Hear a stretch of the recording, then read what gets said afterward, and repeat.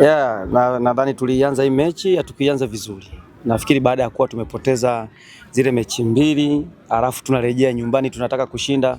Wachezaji walikuwa wako na haraka sana ya kutaka kupata matokeo. Sasa tukajikuta tunacheza tunataka kuwaisha mpira kutoka hapa kufika kule. Hiyo yote ilikuwa ni pressure. So tukajikuta tumetoka kwenye ramani, kwenye style yetu sisi ya uchezaji. Na katika hilo kwenye mipira ya kugombania wenzetu wakaipata second ball then wakatufunga. So tumeenda kipindi cha mapumziko tukasema hatujacheza kwa namna tulivyozoea. Hatuna sababu ya kuwa na pressure. Tunaweza kupata goli lakini kwa namna ambavyo tumezoea mazoezini.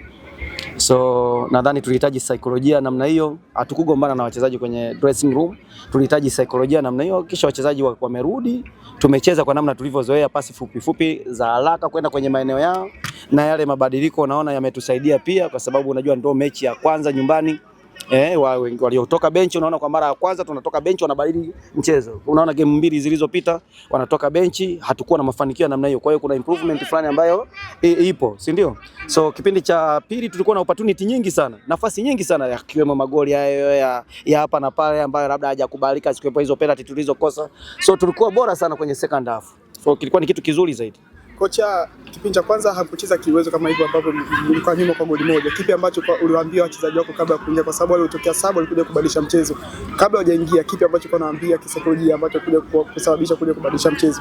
Ilikuwa ni kuwa na uvumilivu wa akili, kwa maana kuendelea kufanya mambo ambayo umeyazoea mazoezini na namna ambavyo tunavyokujua, lakini pia katika eneo la mwisho kuchukua riski. So unaweza kumuona Mishamo kuna riski mbili amezichukua, moja hapo ndo kama ile ya penalty. Yaani sio kila dakika mchezo mnahitaji watu kwenye final third ambao wanaweza wakana ile mipira ya kuriski. So amefanya hivyo Mishamo kiwango bora kabisa, nafikiri toka season hii imeanza, nafikiri hii ilikuwa ni mechi yake nzuri katika hizo dakika 45, lakini pia namna ya kuweza kuwa na namba kubwa ya watu kwenye eneo la ushambuliaji.